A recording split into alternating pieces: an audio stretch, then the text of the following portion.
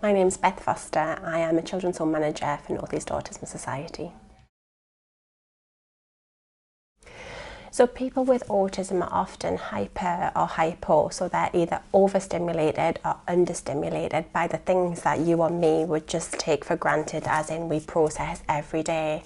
So really good examples of this for people with autism are often light, texture, taste, smell, their listening skills. What I think again is a very good example is I once witnessed an adult with autism who was given a presentation, a high functioning autism adult who was given a presentation, very well known lady who came on stage, and the muffle of the microphone was too much for her to be able to cope and give her presentation. So she went off stage, regulated herself, reading her tractor magazines, came back on 5 minutes later and was able to deliver once the microphone had been fixed. Now, to mine or your naked ear, we would never have heard that. So she was obviously hypersensitive to it. The light coming in this room now, for some, if we think about when we have a bad head or maybe a migraine and we get quite sensitive to light, for some people with autism, their sensitivity can be there year round, so 365 days of the year, and that's how they're feeling. Again, touch, what we do day to day, we touch so many different types of surfaces, and imagine touching something like, for me, cotton wool. I can't touch cotton wool at all. But having that feeling, having that head up pent, I'm going to have to touch it because it's part of my day-to-day routine. It's part of something I have to get on the bus. I have to sit on the furry seat.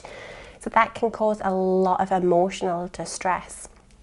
And I think a lot of things, when we think about touch, taste, smell, a lot of things are completely avoidable. So I always think of autism being, we shouldn't expect the person with autism to come into our world. We should be able to adapt our world to meet their needs. So things like, we use a blanket on a minibus seat at the moment because the texture just isn't very good for one of our young people, and that seems to work perfectly fine.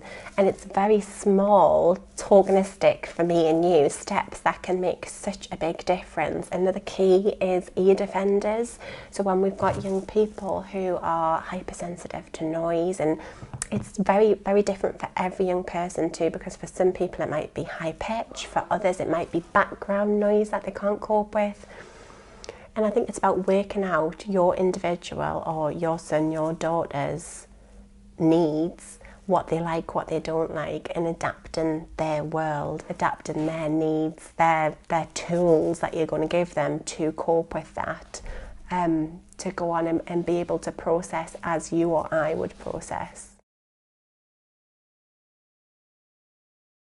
Don't outrule anything, because it's normally very small things that will cause an eruption in behaviour. So we see lots of meltdowns for things that you or I may not notice. I think you've got to be very attuned to your child. You've got to go with your gut instinct, because a lot of the time it is very right and very, very true. And I think really just don't give up. So if you know that your child is clearly indicating they have pain in their ears when the fire alarm goes off at nursery, or if you can initially spot what sense it is, go through a few different methods. There's lots of information on the website, on, across the internet really, about sensory disorders and sensory processing. And I think trial and error is really the key for a lot of young people, because what works today might not necessarily work tomorrow, because like everything else, their needs will change and their needs will develop and grow. And with that, their sensory needs will change and develop and grow.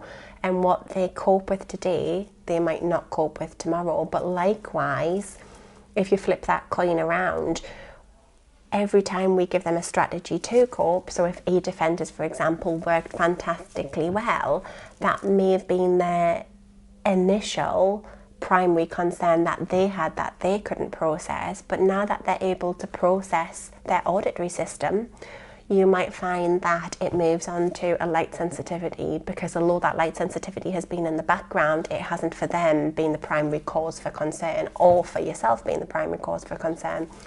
So I think don't get disheartened.